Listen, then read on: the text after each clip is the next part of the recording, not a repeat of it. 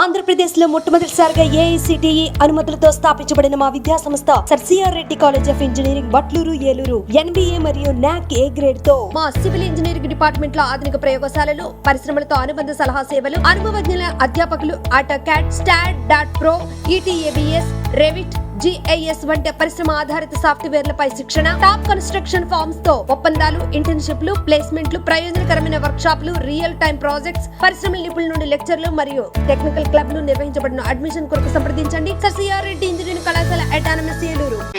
లంపలేసుకుని తప్పు చేసేదని చెప్పి ఆ 3 చట్టాలను ఈ పోరాటాన్ని మనం కొనసాగించాలా.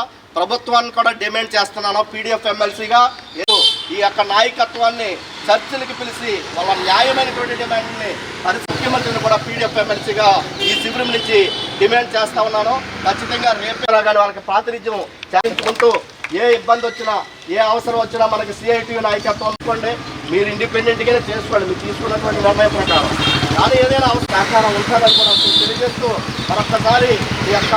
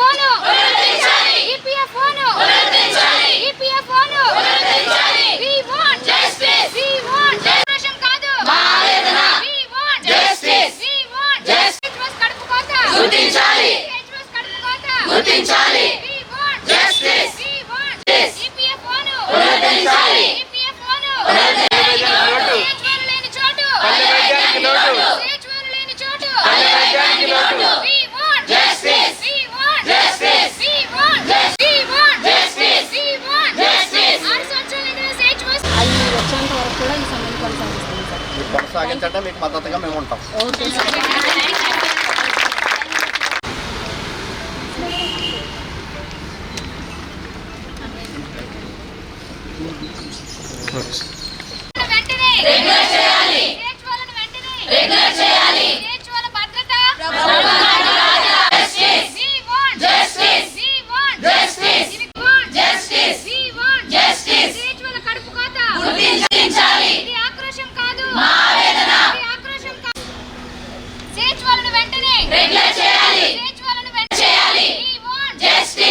వర్ణ Gopi Murthy, PDF MLC, community health officers గత 16 రోజుల నుంచి కూడా వారి న్యాయమైనటువంటి డిమాండ్ల కోసం అన్ని కలెక్టరేట్ల వద్ద పెద్ద ఎత్తున ధర్నాలు చేస్తూ ఉన్నారు.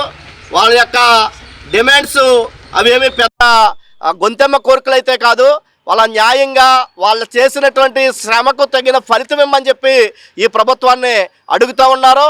ప్రధానంగా 6 సంవత్సరాలు పూర్తి చేసినటువంటి ఈ యొక్క వీళ్ళకి రెగ్యులరైజ్ చేయాలని చెప్పి, అదేవిధంగా మిగిలినటువంటి హెల్త్ ఎంప్లాయీస్కి ఏ విధంగా 23% వేతన సవరణ చేశారో ఆ 23% వేతన సవరణ చేయాలని చెప్పి, ఏ విధమైనటువంటి ఇంటిమేషన్ లేకుండా, వివరాలు తెలపకుండా ఏదైతే ఇంటెన్సివ్ కోతలు విధిస్తున్నారో ఆ కోతల్ని నిరోధించాలని చెప్పి, ఈపీఎఫ్ సౌకర్యం కల్పించాలని చెప్పి గత 16 రోజుల నుంచి ఈ యొక్క రాష్ట్రంలోని అన్ని కలెక్టరేట్ల వద్ద కూడా ఆయన పెద్ద ఎత్తున పోరాటం చేస్తూ ఉన్నారు. ఆ పోరాటానికి ప్రోగ్రెసివ్ డెమోక్రటిక్ ఫ్రంట్ ఎమ్మెల్సీగా సంపూర్ణమైనటువంటి మద్దతు తెలియజేస్తూ ఉన్నాను. అంతేకాదు, ఏదైతే వైద్య ఆరోగ్య శాఖ మంత్రిగా ఉన్న సత్యకుమార్ కానీ, లేదంటే ప్రభుత్వం కానీ వీరి యొక్క నాయకత్వాన్ని చర్చ చర్చలకు పిలిచి ఒక ప్రజాస్వామ్యతమైనటువంటి చర్చ జరిపి వాళ్ళ సమస్యల పరిష్కారానికి చొరవ చూపాలని చెప్పి కూడా ఈ సందర్భంగా తెలియజేస్తా ఉన్నాను. 15 రోజుల నుంచి వీళ్ళు సమ్మె చేస్తూ ఉంటే అటు ప్రభుత్వం వైపు నుంచి కానీ అటు అధికారుల వైపు నుంచి కానీ మీ సమస్యలు పరిష్కరిస్తామని చెప్పి ఒక పాజిటివ్ సందేశాన్ని ఈ రోజున ఇప్పుడు వరకు లేకపోవడం మనం ప్రజాస్వామ్యంలో ఉన్నామా లేకపోతే మనం ఒక నియంతృత్వమైనటువంటి పరిపాలనలో ఉన్నామనేది దీనికి అర్థం పడుతూ ఉంది. వీళ్ళు కూడా ఆంధ్రప్రదేశ్లో ఉన్నటువంటి పౌరులే. ఆంధ్రప్రదేశ్ ప్రభుత్వం ఏదైతే పేదలకి ప్రజలకి కొన్ని వైద్యానికి సంబంధించిన పథకాలు అమలు చేస్తూ ఉందో ఆ అమలు చేయటానికి క్రింది వరకు కూడా తీసుకెళ్ళటానికి వీరి యొక్క కమ్యూనిటీ హెల్త్ ఆఫీసర్స్ యొక్క కృషి వినలేనిది. అటువంటి యొక్క కృషిని ప్రభుత్వం గుర్తించకుండా వాళ్ళ సమస్యల్ని పరిష్కరించడానికి చొరవ చూపకుండా ఈ విధంగా ఉంచడం కరెక్ట్ కాదు.